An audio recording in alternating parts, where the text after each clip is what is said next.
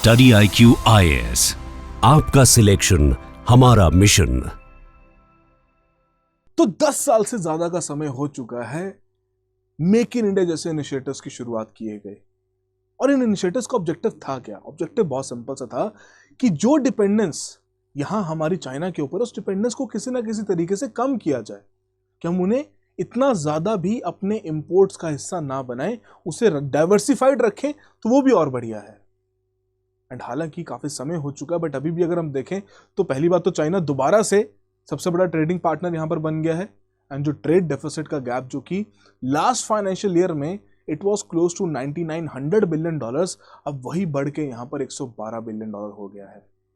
But इस पूरे scenario में एक बड़ा ही इंटरेस्टिंग सा फ्लिप देखने को मिला। वो फ्लिप क्या है कि एक ऐसी चीज जो कि हम फ्रीक्वेंटली पिछले बहुत सालों से चाइना से इंपोर्ट करते आ रहे हैं, हमने अब उसका भी एक्सपोर्ट करना यहां पर शुरू कर दिया है, और वो है इलेक्ट्रॉनिक कंपोनेंट्स।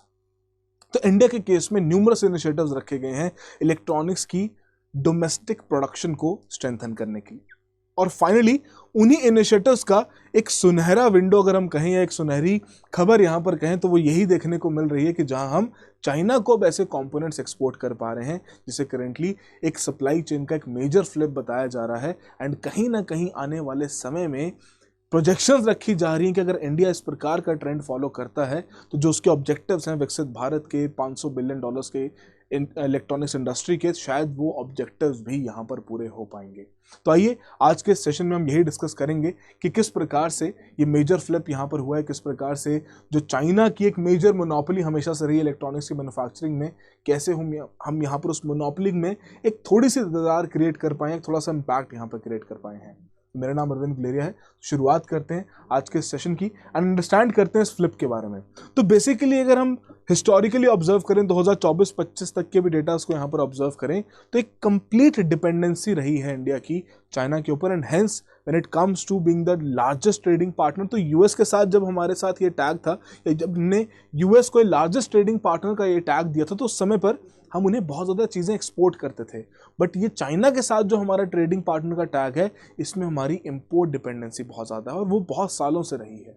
कि अगर हम इलेक्ट्रॉनिक कंपोनेंट्स के केस में अगर हम बात करें, तो 40% के अराउंड यहाँ पर चाइना से आते हैं, हांगकांग से 12-13% बाकी वहाँ से आता है। कंबाइंड करके चला जाए तो मोर देन 50% हमारे इलेक्ट्रॉनिक कंपोनेंट्स चाइना से यहाँ पर आए हैं। अपार्ट फ्रॉम दैट, कहीं ना कहीं जो इंटीग्रेटेड सर्किट जो कि आपके ऑलमोस्ट बहुत सारे इलेक्ट्रॉनिक कंपोनेंट्स में यूज़ होती हैं, डिवाइसेस में यूज़ होते हैं, तो भैया 88% तक की डिपेंडेंस है। इवन द सेमीकंडक्टर्स मैन्युफैक्चरिंग के केस में जो आपकी मशीनरी है, वो 99.5% चाइनीज फैक्ट्री से ही सोर्स की जा रही है। अब यहाँ पर इंडिया के केस में जो ऑब्जेक्टिव मेक इन इंडिया जैसे इनिशिएटिव्स के रखे गए थे, उसका ऑब्जेक्टिव यहाँ पर क्या था कि हम अपने देश में प्रोडक्शन सेटअप क्रिएट करना चाहते हैं।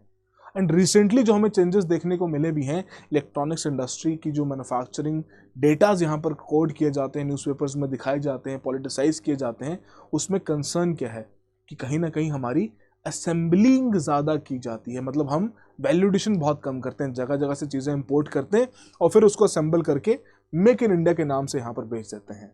एंड शायद इसी पर्टिकुलर एस्पेक्ट की वजह से भी जो करंट डेटा सेट्स हमारे सामने आते हैं कि भाई यूएस में जो पहले most of the Apple products या एप्पल फोन्स कहाँ से बनते थे, चाइना से बनते थे। अब वहीं इंडिया ने रिप्लेस कर दिया चाइना को इन 40% of the US smartphone imports. ये तभी पॉसिबल हो पाया बिकॉज ऐसे पीएलआई इनिशिएटिव्स यहाँ पर रन किए गए और उसका बेनिफिट यहाँ पर लिया गया है। बट हाँ, इसमें ज़रूर एक कंसर्न रहा है कि हमारी वैल्यूडेशन बहुत कम रही है। एंड इवन ये जो एक्सपोर्ट्स हैं इलेक्ट्रॉनिक्स इंडस्ट्रीज के, ये एक्सपोर्ट्स तब हमारे यहाँ पर सस्टेन कर पाते हैं, अच्छा रिजल्ट दे पाते हैं, जब बाकी इंडस्ट्रीज के केस में हम नहीं दे पाते। फाइनेंशियल 2026 के केस में देखा जाए 38% तक का जंप हमने यहाँ पर नोटिस किया है, कि जहाँ पर इंजीनियरिंग गुड्स के केस में अप्रैल टू नवंबर तक का डेटा है, we expected a change of 4.3%। Petroleum products के केस में तो हमारा 14% का डिप है। ड्रग्स एंड फार्मास्यूटिकल, जिसमें इंडिया को ग्लोबल फार्मेसी का टैग दिया था, इसमें सिर्फ और सिर्फ 6.5% का चेंज है। It is the electronic goods जो कि 38% तक का चेंज यहाँ पर रिकॉर्ड कर पा रहे हैं। तो that is a very good thing, because हम एक सब्सटेंशियली ग्लोबल सप्लाई चेन में एक अपना इनपुट यहाँ पर क्रिएट कर पा रहे हैं, और उस प्रकार की वैल्यूडेशन चाहे कम ही हो, बट एक शुरुआत है कि जहाँ पर हम एक नया अपॉर्चुनिटी, एक नया वेन्यू क्रिएट कर रहे हैं ग्लोबल इलेक्ट्रॉनिक्स इंडस्ट्री के लिए, कि जी हाँ, इंडिया भी यहाँ पर बैठा है जो कि इस प्रकार की प्रोडक्शन में कंट्रीब्यूट कर सकता है। बट इसमें अभी तक कंसर्न हमेशा से क्या रहा है कि यहाँ हमें अपनी वैल्यू एडिशन को यहाँ पर बढ़ाना है।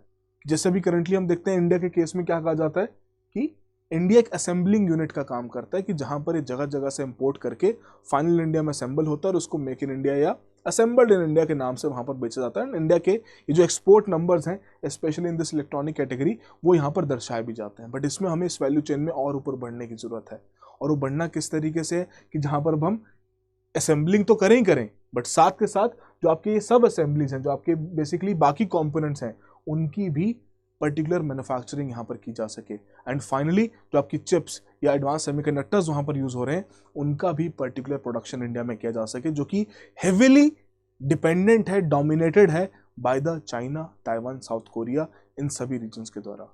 सो दैट इज समथिंग कि जहां पर हम इस वैल्यू चेन में ऊपर बढ़ना चाहते हैं। हम चाहते हैं कि हम और वैल्यू क्रिएट करें और सब्सटैंशियल इनपुट यहां पर डालें, ताकि हमारा जो मैन्युफैक्चरिंग सेगमेंट है वो एक्चुअली में देखा जाए, उस तरीके से उसको ऑब्जर्व किया जाए, ग्लोबल सप्लाई चेन में एक इंपॉर्टेंस भी यहाँ पर क्रिएट कर सके। बट अब जो यहाँ पर चेंज आया है, जो हमने $2.5 बिलियन का यहाँ पर एक्सपोर्ट किया है, इस $2.5 बिलियन के एक्सपोर्ट में, जो कि यहाँ पर हम कह भी रहे हैं ना कि this is the major change, जो कि यहाँ पर सिग्निफिकेंटली जो सप्लाई चेन में फ्लिप हमें देखने को मिला, तो वो $2.5 बिलियन के ऐसे पर्टिकुलर कंपोनेंट्स हैं एप्पल के मैन्युफैक्चरर्स, एप्पल के कंपोनेंट मैन्युफैक्चरर्स द्वारा, जिन्होंने यहाँ पर चाइना की फैक्ट्रीज को एक पर्टिकुलर एक्सपोर्ट किए हैं। अब इसी केस में अगर देखा जाए तो सबसे बड़ा जो सिग्निफिकेंट फैक्टर है जिसने रोल प्ले किया वो पीएलआई इनिशिएटिव ने किया है। पीएलआई इनिशिएटिव को जब डिजाइन किया गया था, उसका ऑब्जेक्टिव था प्रोडक्शन से रिलेटेड इंसेंटिव्स यहाँ पर प्रोवाइड करना, कि आप जितना प्रोडक्शन करेंगे उतने ही इंसेंटिव्स आपको यहाँ पर दिए जाएंगे। तो क्लोज टू बहुत सारी सेक्टर्स के लिए डिफरेंट इंसेंटिव स्ट्रक्चर रखा गया, तो बट 6% तक का इंसेंटिव यहाँ पर दिया जाता है। पर ध्यान रखिएगा, सिर्फ प्रोडक्शन करने पे नहीं, वो प्रोडक्शन करके माल बिकना भी चाहिए, इंक्रीमेंटल सेल्स पर वो इंसेंटिव दिया जाता है। तो थ्रेशोल्ड सेट किए जाते हैं कि भाई $100 बिलियन का टारगेट या 100 करोड़ का टारगेट अगर आप हिट कर रहे हैं तो आपको ये इंसेंटिव यहाँ पर मिलेगा, अदरवाइज नहीं मिलेगा। बट हालांकि इस इनिशिएटिव का जो इम्पैक्ट है कि कैसे हम इस पड़ाव तक पहुंच पाए हैं कि जहां पर हम चाइना को इलेक्ट्रॉनिक कंपोनेंट्स एक्सपोर्ट कर पा रहे हैं, तो उस केस में पीएलआई ने एक चीज इंश्योर करी है कि चाहे असेंबली यूनिट्स ही सही, बट एटलीस्ट बहुत सारे जो ऐसे मैन्युफैक्चरर्स हैं उनका ध्यान इंडिया की तरफ लेकर आए हैं।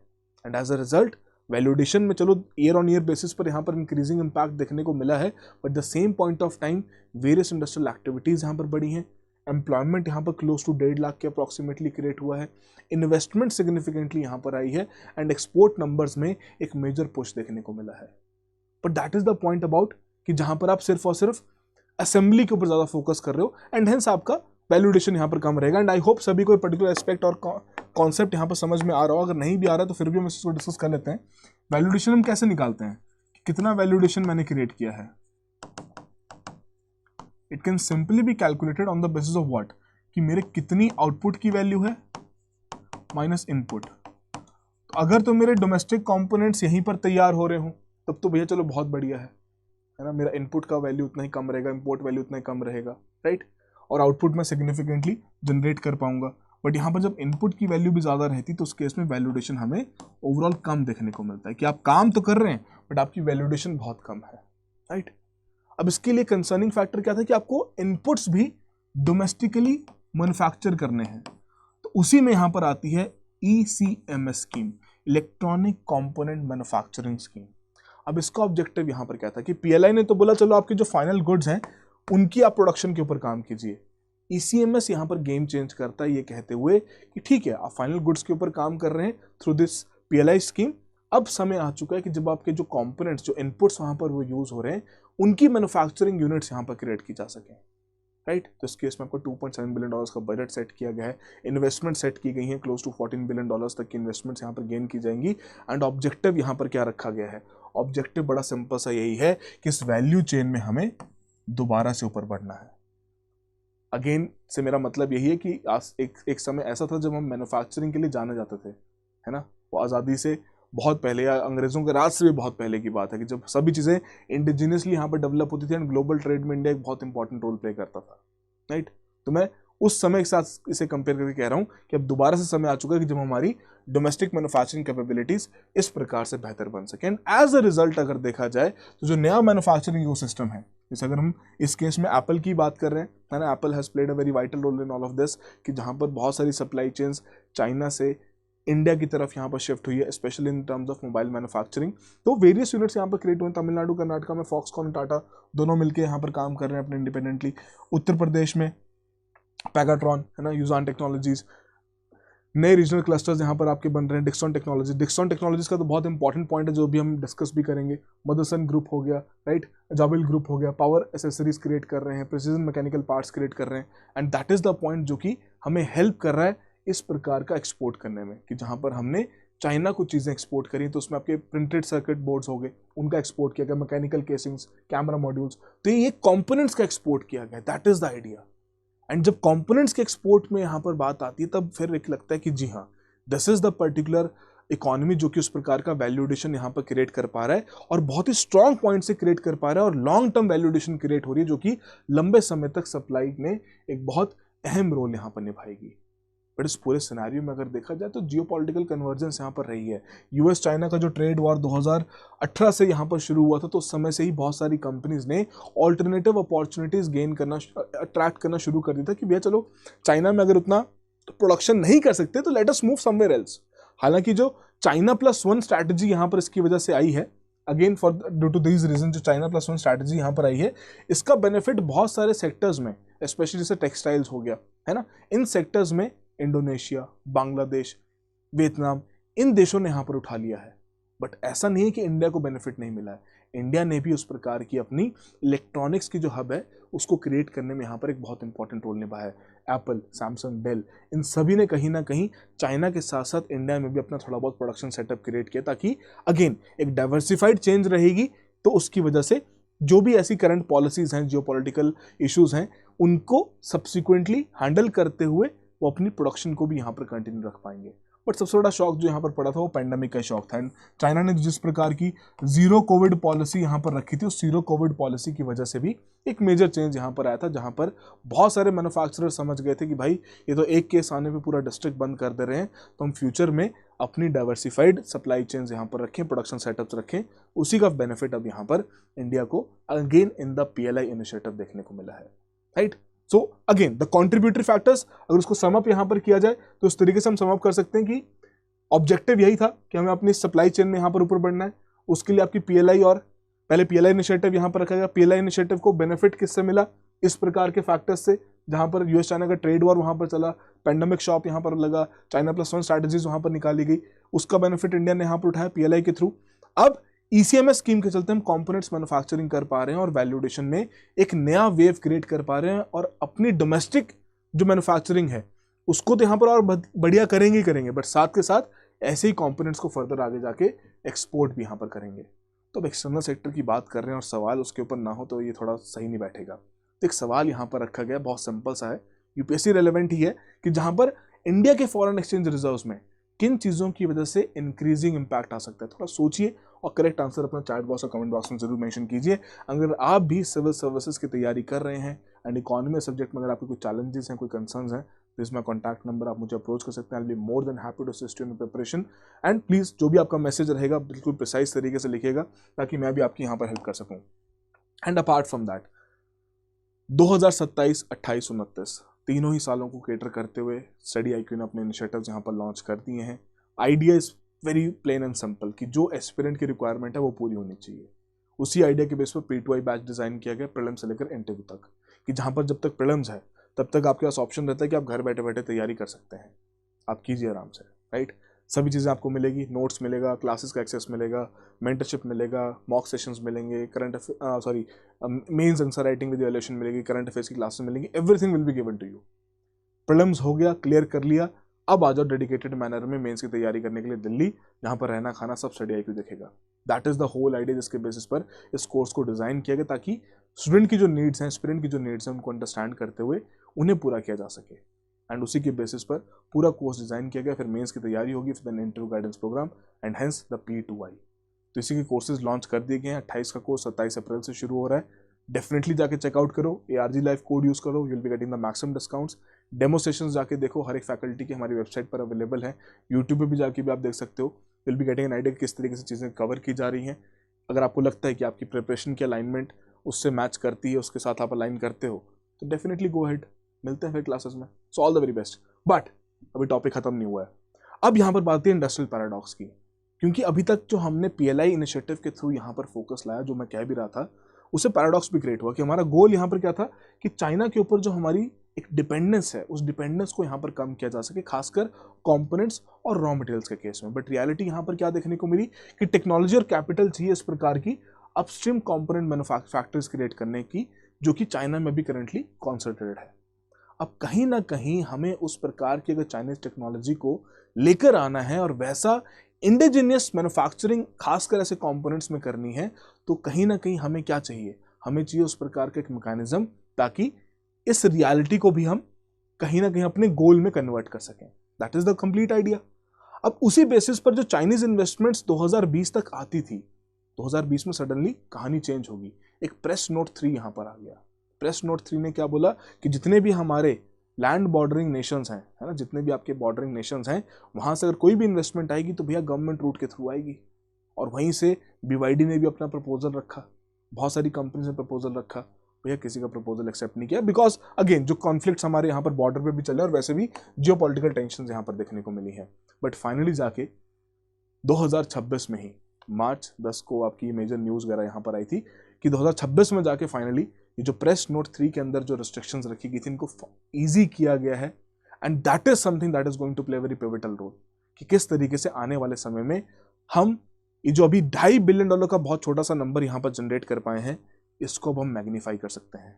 बिकॉज अब यहाँ पर प्रेस नोट 3 में जो रिलैक्सेशन दी गई और रिलैक्सेशन किस तरीके से दी गई हैं, उनका ऑब्जेक्टिव क्या है कि पहली बात, जो बेनिफिशियल ओनर है उसकी डेफिनेशन यहाँ पर इंट्रोड्यूस की गई है। इसमें क्या कह रहे हैं कि बेनिफिशियल ओनरशिप की क्या अमेंडमेंट है कि investments with less than 10% non controlling, जो आपकी ओनरशिप है, लैंड बॉर्डरिंग जो आपका नेशन है, जो वहाँ की कंपनी है, उनकी जो ओनरशिप है 10% से कम रहनी चाहिए, राइट। तो ऑटोमेटिक रूट के थ्रू आ सकती है, बाकी फिर भैया सरकारी रूट के थ्रू आएगी। और उनको क्या करना है, सेक्टर के रूल्स को फॉलो करना है, DPIIT की रिपोर्टिंग यहाँ पर पूरी करनी है, और वो अपनी इन्वेस्टमेंट्स यहाँ पर कर सकते हैं, राइट। तो ये तो पॉइंट यहाँ पर रखा ही गया। But the same point of time faster approvals यहाँ पर कर दी गई हैं for LBC investments except for the Pakistan in some of the notified sectors. अब फास्ट ट्रैक अप्रूवल किस तरीके से की है कि भैया कुछ एक ऐसे सेक्टर हैं जो कि हमारे लिए बहुत क्रूशियल हैं, capital goods, electronic capital goods, electronic components, polysilicon, solar ingots and wafers, किन सभी में भैया 60 दिन के अंदर अंदर ऐसे जो भी प्रपोजल आते हैं उनको क्लियर करना है, ये मैंडेट कर दिया गया है। अब पॉइंट क्या है, ये जितने भी आपके पर्टिकुलर सेटअप्स हैं, जितने भी सेक्टर्स हैं, ये कौन से हैं, ये वो सेक्टर्स हैं जो कि आपके कंपोनेंट्स बनाते हैं, इनपुट्स बनाते हैं। एंड वहीं अगर चाइना में ऐसी इंडस्ट्रीज की प्रेजेंस है और वो अपने आप को डाइवर्सिफाई करना चाहते हैं और बहुत समय से चाहते हैं इंडिया में एंटर करना, तो प्रेस नोट 3 की रिक्वायरमेंट्स को चेंज करते हुए, उसको रिलैक्स करते हुए, इन पर्टिकुलर इंडस्ट्रीज की एंट्री अब इंडिया में और इजी हो जाएगी। और जो टेक्नोलॉजी ट्रांसफर हम यहाँ पर चाहते हैं, वो टेक्नोलॉजी ट्रांसफर भी और इजी यहाँ पर हो जाएगा। सो दैट इज द पॉइंट कि टारगेट यहाँ पर अपस्ट्रीम B2B मैन्युफैक्चरिंग का है, जो हम यहाँ पर कह भी रहे थे कि जो रियलिटी भी हमारी यही है ना कि हम अपस्ट्रीम जो B2B मार्केट, अपस्ट्रीम जो B2B मैन्युफैक्चरिंग है, हम उसे टारगेट नहीं कर पा रहे हैं, हम उसके ऊपर काम नहीं कर पा रहे, R&D कहीं ना कहीं कम पड़ जा रहा है। तो इस प्रकार की टेक्नोलॉजी ट्रांसफर के through definitely now that concern can be handled. And ये जो कंपोनेंट मैन्युफैक्चरिंग का जो हमारा एक इनिशिएटिव यहाँ पर चला है, जो गोल यहाँ पर चला है, हम उस मैन्युफैक्चरिंग सेटअप को और इंटेंसिफाई कर पाएंगे। And as a result government ने यहाँ पर डिक्सन टेक्नोलॉजीज का, मैं कह रहा था ना कि एप्पल की पूरे इकोसिस्टम में एक मैन्युफैक्चरर का रोल यहाँ पर प्ले करते हैं, राइट। तो उसी डिक्सन टेक्नोलॉजीज को चाइना के KHC ओवरसीज के साथ यहाँ पर ज्वाइंट वेंचर करने की परमिशन यहाँ पर मिल चुकी है अंडर द प्रेस नोट 3। उसी रूल्स एंड रेगुलेशन और रिलैक्सेशन के तहत ये परमिशन यहाँ पर मिल गई है। So definitely now is the time कि जब हम आने वाले समय में इलेक्ट्रॉनिक्स की और इंडिजिनियस डेवलपमेंट यहाँ पर देख पाएंगे, जिसका बेनिफिट हमें मिलता रहेगा। एंड अगेन जो ओवरऑल ऑब्जेक्टिव यहाँ पर यही है ना कि हमें अपना जो पूरा इलेक्ट्रॉनिक सेगमेंट है, इसका जो सेक्टर है, इसको इसकी प्रोडक्शन लेवल को $500 बिलियन तक लेके जाना 2030 के लिए। So that is the role, PLI, ECMS scheme, and now this press note 3 relaxations. Now these 3 factors can play a very pivotal role ताकि ये टारगेट यहाँ पर पूरा किया जा सके एंड इंडिया का वो जो ऑब्जेक्टिव है कि ग्लोबल सप्लाई चेन में एक मेजर लीडर बनने का या एक मेजर रोल प्ले करने का, एक पावर लिंक पोजीशन वहां पर रखने का, शायद वो गोल भी यहाँ पर पूरा हो पाएगा। तो वही तो, India is no longer a consumer of someone else supply chain. India अब खुद की सप्लाई चेन यहाँ पर बिल्ड कर रहा है, जो कि औरों को भी यहाँ पर प्रोवाइड करने में हेल्प कर सकता है। चलिए, तो आई होप आप सभी के लिए कुछ ना कुछ वैलिडेशन यहाँ पर जरूर हुआ हो। So that will be all the very best, have a good preparation. Study IQ IAS, आपका सिलेक्शन हमारा मिशन।